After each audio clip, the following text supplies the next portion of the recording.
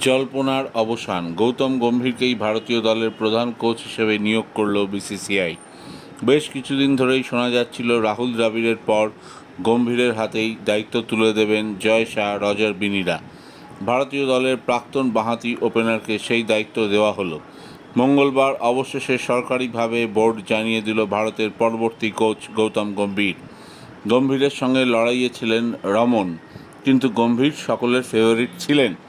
কিছুটা বাধা ছিলেন শাহরুখ খান, কারণ তিনি চাইছিলেন গম্ভীর কেকেআরেই কন্টিনিউ করুক, কিন্তু রাহুল দ্রাবিড় সম্ভবত পরের বছর কোচ হচ্ছে কেকেআরের, আর গৌতম কেকেআর থেকে চলে আসছেন ইন্ডিয়ায়। ফুটবলের মতো ক্রিকেটেও এটা একটা সোয়াপ ডিল হয়েছে। বিরাট কোহলি নিজেও নাকি গৌতম গম্ভীরকে ভারতের পরবর্তী কোচ হিসেবে রেফার করেছিলেন। রোহিত শর্মার সঙ্গেও তার সুসম্পর্ক রয়েছে।